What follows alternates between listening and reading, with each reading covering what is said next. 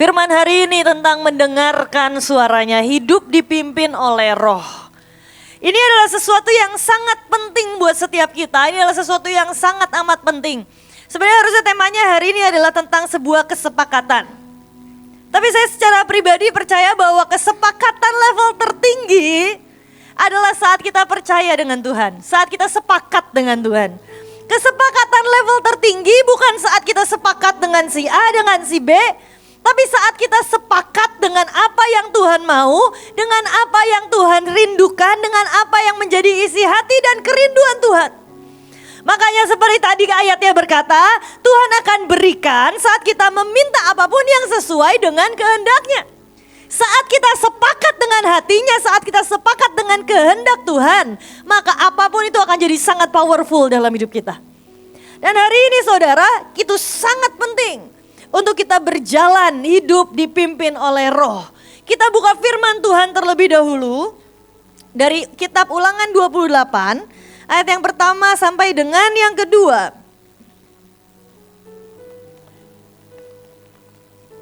Ulangan 28 ayat yang pertama sampai yang kedua. Tertulis seperti ini, jika engkau baik-baik mendengarkan suara Tuhan Allahmu dan melakukan dengan setia segala perintahnya yang kusampaikan kepadamu pada hari ini, maka Tuhan Allahmu akan mengangkat engkau di atas segala bangsa di bumi.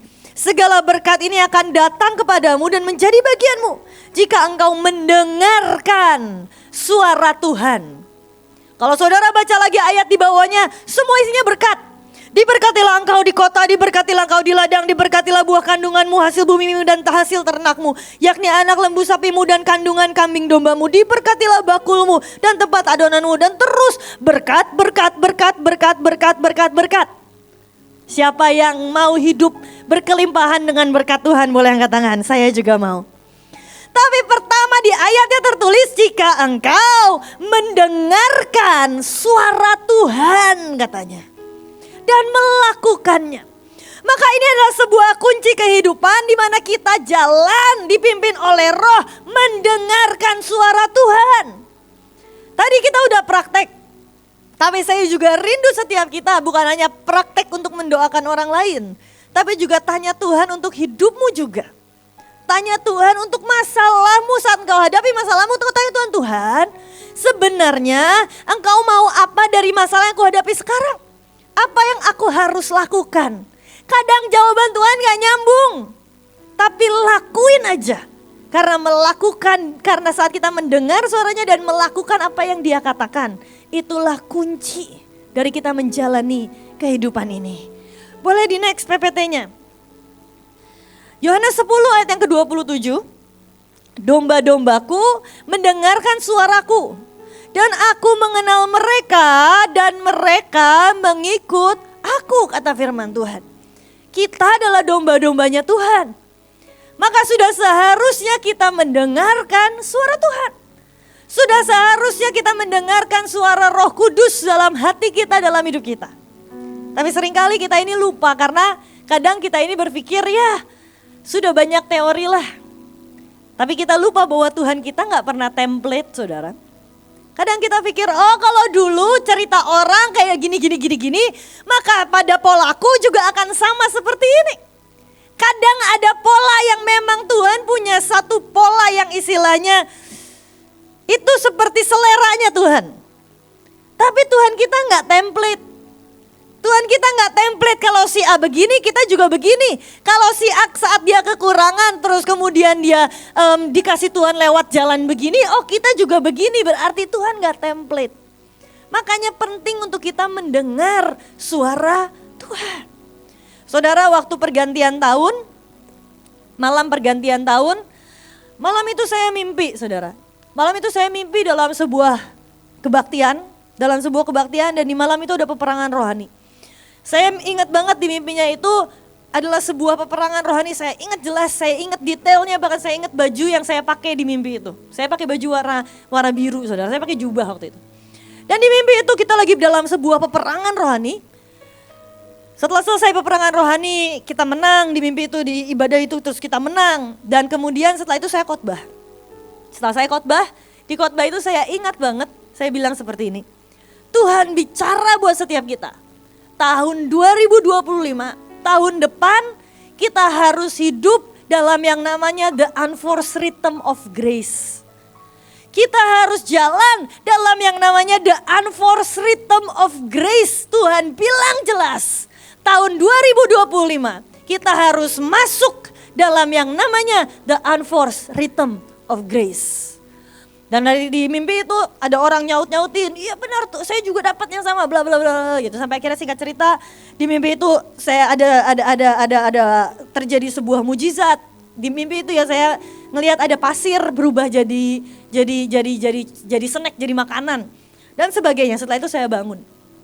Tapi hari itu saya bilang sama Tuhan, Tuhan, tahun depan apakah ini pesan yang Kau mau berikan buat setiap kita? Kita mau belajar sama-sama saudara. Apa sih itu the unforced rhythm of grace? Inilah yang disebut dengan hidup dipimpin oleh Roh. Kita belajar sama-sama saudara. Boleh di next PPT-nya? Matius 11 ayat 28 sampai yang ke-30. Matius 11 ayat 28 sampai ke-30. Marilah kepadaku, kita baca sama-sama ya saudara. 1, 2, 3. Marilah kepadaku semua yang letih lesu dan berbeban berat. Aku akan memberi kelegaan kepadamu. Pikulah kuk yang kupasang dan belajarlah padaku. Karena aku lemah lembut dan rendah hati. Dan jiwamu akan mendapat ketenangan. Sebab kuk yang kupasang itu enak dan bebanku pun ringan, kata firman Tuhan. Kadang kita ngerjalanin, siapa yang ngerasa tahun 2024 capek banget? Ada yang ngerasa gitu, boleh angkat tangan? Ada yang ngerasa, aduh kayaknya capek ya dijalani tahun 2024.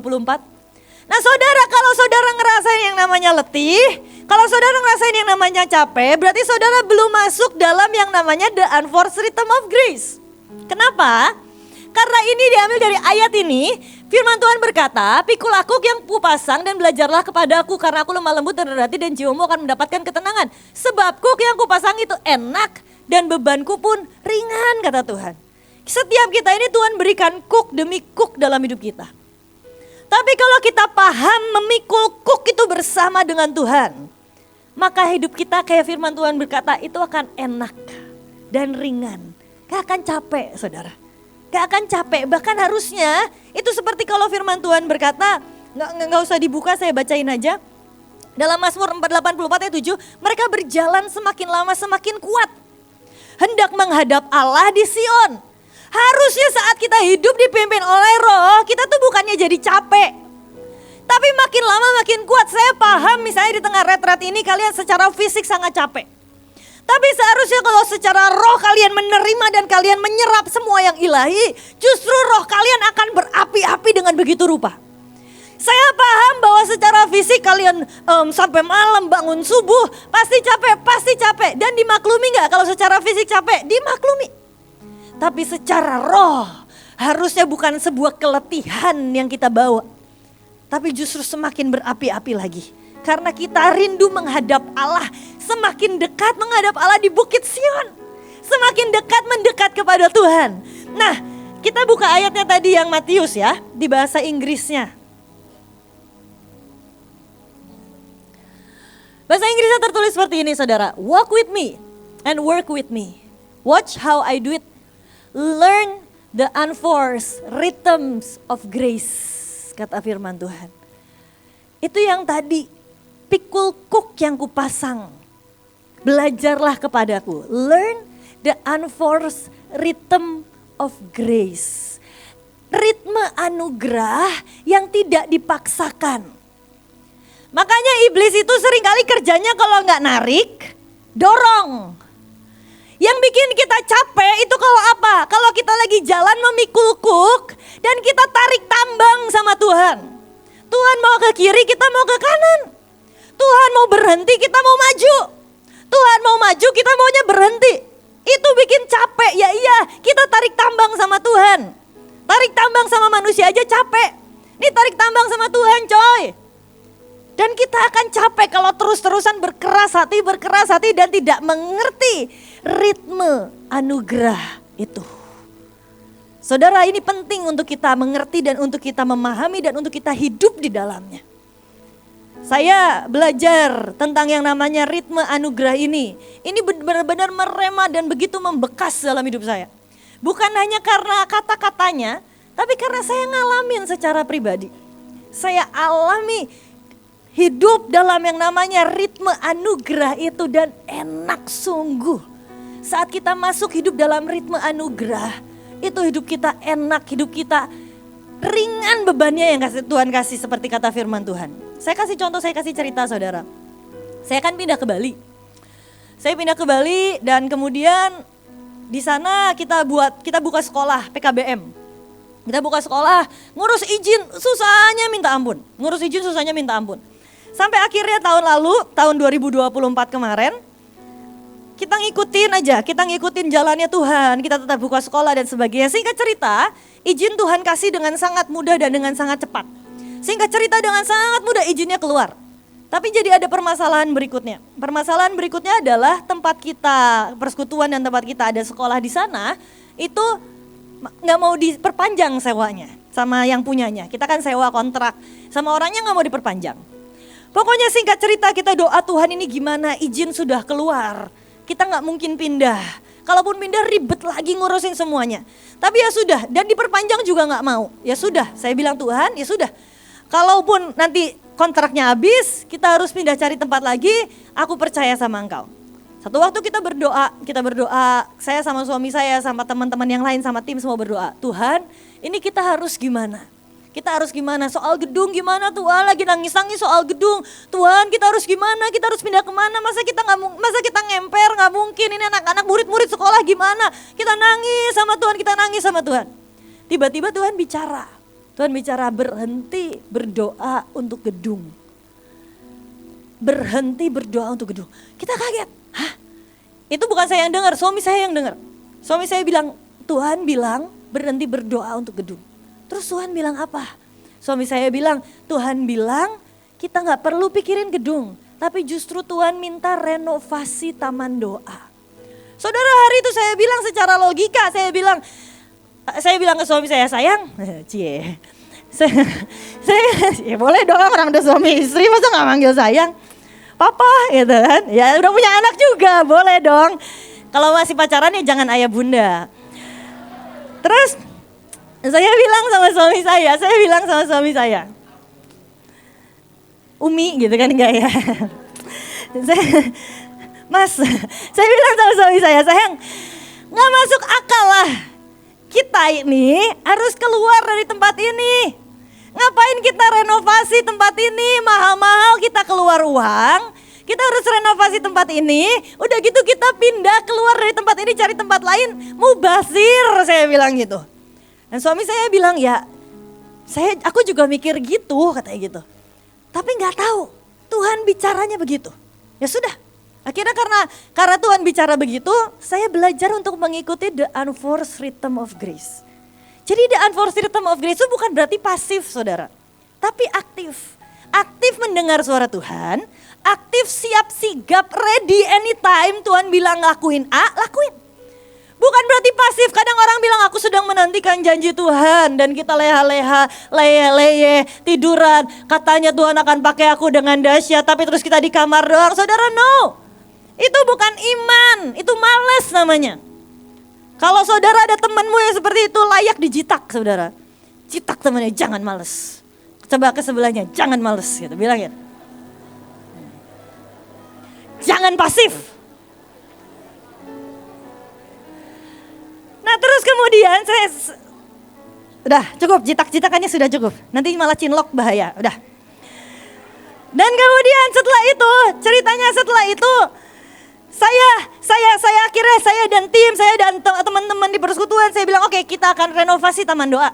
Tuhan minta kita renovasi taman doa, Tuhan minta kita renovasi tempat ini, kita akan spend uang, kita akan keluarin uang di rekening kita, di rekening persekutuan seberapa yang ada, kita akan renovasi taman doa. Oke, sudah. Kita renovasi saudara, kita lakukan dengan terbaik, bergadang-bergadang buat ngerjain semua renovasinya. Saya enggak, karena saya seninya enggak terlalu bagus, suami saya yang bergadang-bergadang ngerjain semuanya. Tapi kemudian sampai singkat cerita, setelah kita renovasi selesai, ya sudah semua berjalan seperti biasa.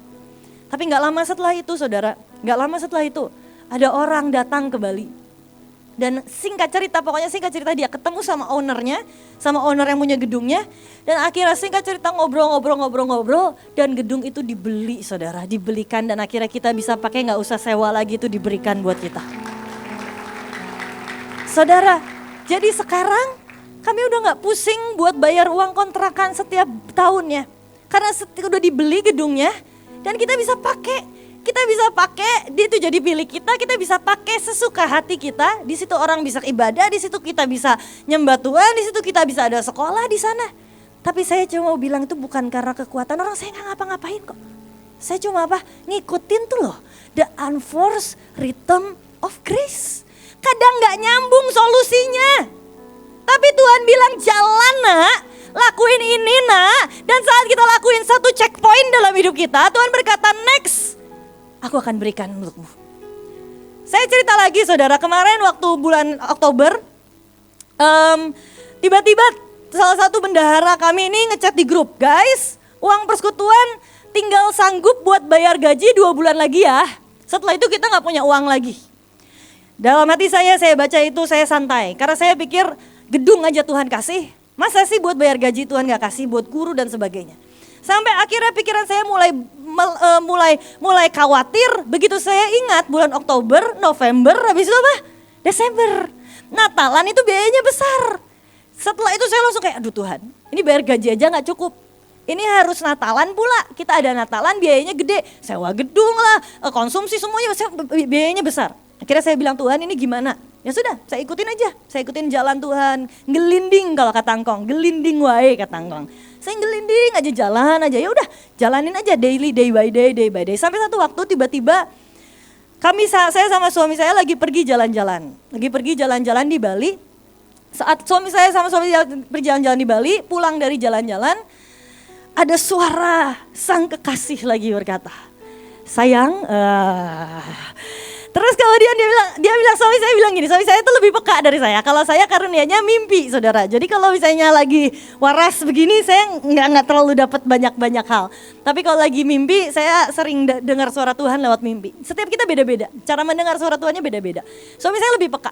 Dan kemudian tiba-tiba dia bilang sama saya, sayang kamu inget nggak? Tadi rumah yang di pojok, yang kita lagi jalan-jalan, kita ada rumah di pojokan kan? Suami saya bilang gitu, oh ya aku inget. Tadi Tuhan bicara jelas sama saya, kamu cari tahu pemiliknya siapa.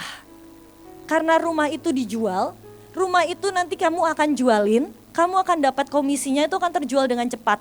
Dan komisinya kita bisa pakai buat Natalan. Saudara, saya jujur setengah gak percaya. Karena saya pikir kayak ya udahlah dicoba aja. Ya udah iseng-iseng berhadiah dicoba aja. Singkat cerita saya besokannya saya pergi jalan saya jalan sendiri, saya cari tahu, saya tulis surat di situ. Halo, rumah ini dijual nggak? Kalau dijual tolong hubungin nomor ini. Saya bilang gitu. Saya tulis, saya taruh di pagernya. Dah, saya pulang. Besokannya ada orang kontak saya. Ini kamu yang naruh surat ya di pagar rumah saya? Oh iya, saya bilang gitu. Dan kemudian dia bilang, ini rumahnya benar dijual. Udah mujizat pertama. Rumahnya benar dijual. Oh ya udah, boleh nggak saya bantu jualin? Aku bilang gitu. Kalau misalnya laku, saya dapat komisi. Saya bilang gitu. Oh ya boleh, silakan. Saya jualin. Singkat cerita ada orang cek lokasi. Orang pertama lihat, nggak suka, pulang. Orang kedua, saudara, 5 menit lihat rumahnya. Dia bilang aku suka rumahnya. Negoin harga sekian, kita deal hari ini juga. Saya bayar DP sekarang juga. Saya ngobrol, deal. Clear, dibayar lunas persis di hari KKR Natal, saudara. Tapi saya mau bilang ini real nyata. Karena kita bisa hidup dalam yang namanya the unforced rhythm of grace.